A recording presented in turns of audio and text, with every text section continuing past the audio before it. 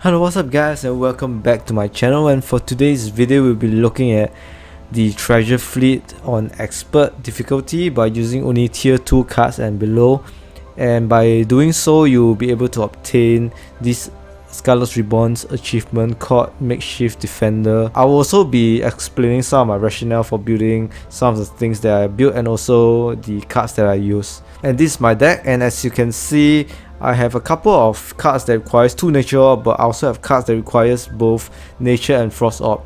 However, for this achievement they didn't say anything about getting more than 2 orbs. So without further ado, let's dive straight into this video. And at the beginning of this map run, you want to collect one of the power wells here at the corner. And it's very important for you to collect these power wells, as power is very precious at the start of the game up till you rescue 2 Wagons. What makes this achievement a little bit more difficult is that you cannot let any Wagon get destroyed, so all of the Wagon must be saved and rescued immediately. So once you have got your power well summoned until you got 3 Wind Weavers, and you can make your way to this small camp here. Yeah, while making your way to the small camp, once you gather enough power, summon another Wind Weaver. Yeah, so for this first Wagon to be rescued, you need probably around 5 Wind Weavers.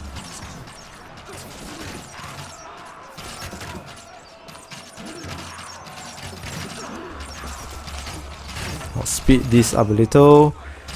Make sure to destroy this camp, if not you'll start spawning more Twilight units. Yeah, after that make sure to attack this little enemy area and collect the power wells. In the meantime, make sure you have collected all the power wells. Heal as needed. Then wait for more power to collect the power wells. Then once you have 1 power here, you can heal some of your Wind Weavers and move back to the monument to get your tier 2. It's very important to get your tier 2 early in the game because you want to summon towers to protect your monument.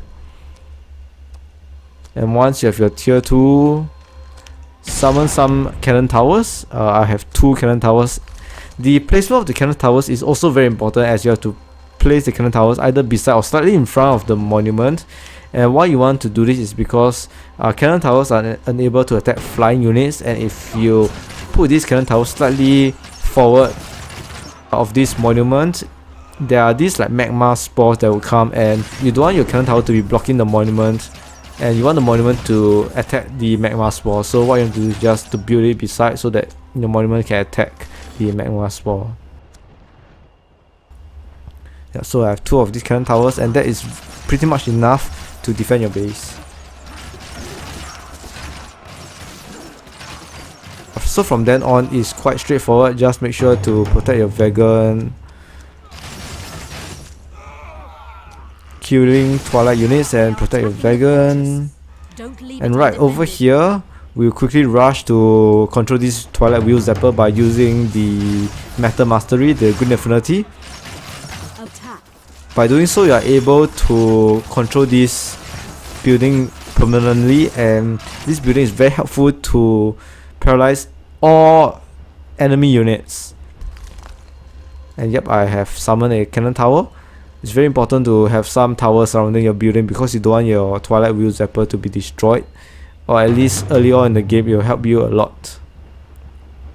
And I move my Wind Weavers forward, and I have one of my Wind Weavers to be a sacrificial Wind Weaver to control this Twilight Bombard. You can only use the Metal Mastery, which is the purple affinity one, to control this, because its orb requirement is a little too high for it to be used for the green Metal Mastery.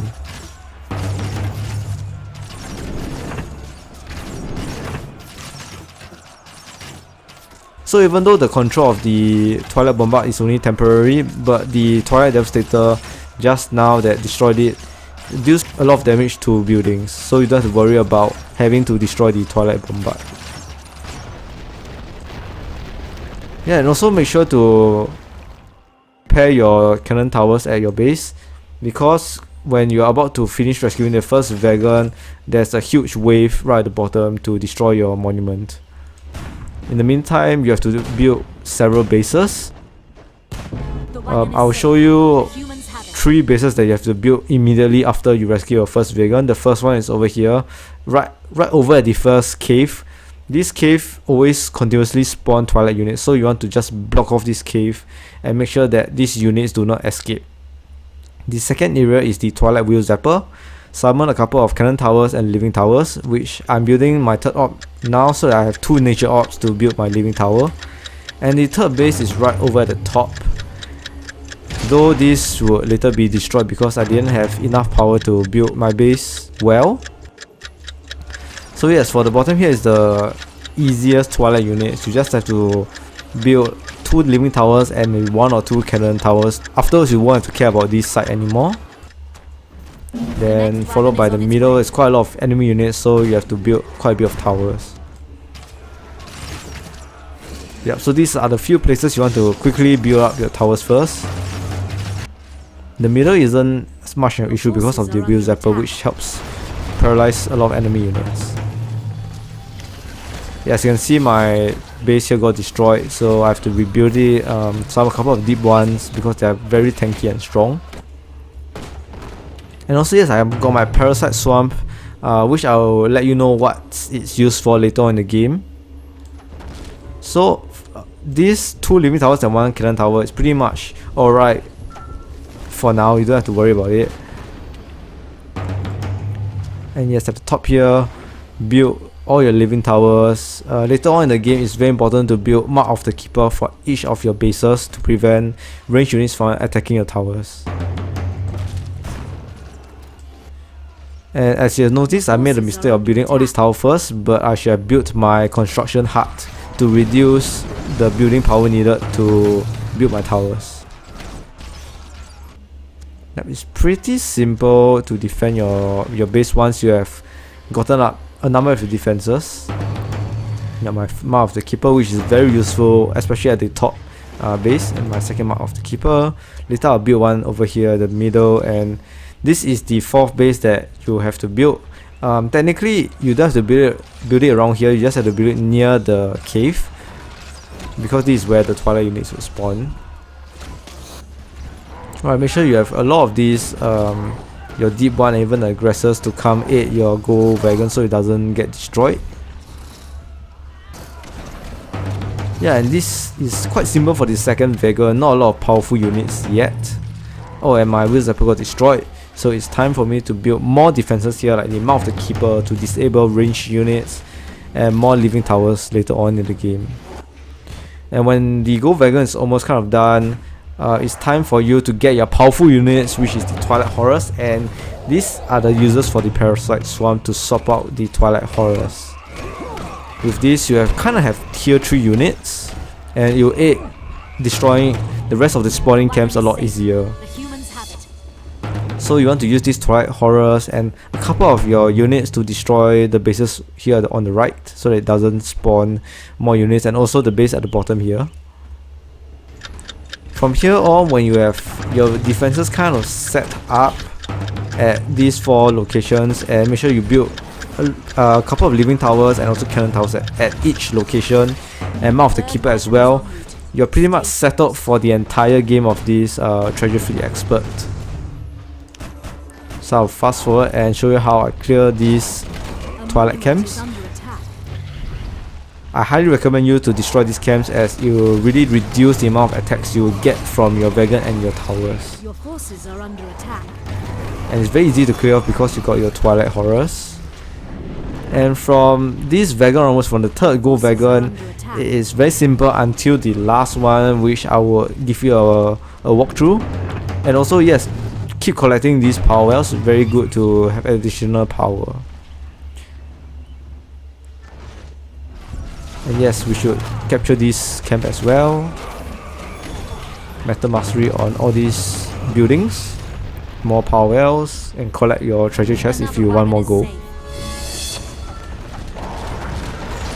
Yeah, I have a couple of Parasite Swamps randomly to swap units in case there's these Twilight Horrors or even the Twilight Veil Blood. So I have some parasite swarms usually stand by around these spaces. Usually the middle and the top would do. The bottom all has very lousy units which you don't even want to swap with. Fourth wagon is on its way. And finally it's the last wagon. From here on, your defenses are pretty much settled. However, as you notice, there's this Twilight Dragon, and later on I'll build a couple of defenses right here to attract the Twilight Dragon, but the Twilight Dragon got attracted to the top right base at the end, so it's not according to plan. So I recommend you to attract the Twilight Dragon earlier in this game to attack some of the living towers, which I'll build later, so that the health of the Twilight Dragon would be reduced. And following that, just attract it to your main base here, and you have no problems to kill off the Twilight Dragon. Yep, so this is me trying to attempt to build some towers. Your forces are under attack. Fast forward a little bit, and as you can see, the Twilight Dragon got attracted to the wrong base. But not an issue. I managed to have built quite a number of living towers to kill the Twilight Dragon. So that is pretty lucky for me. Didn't have my base completely destroyed.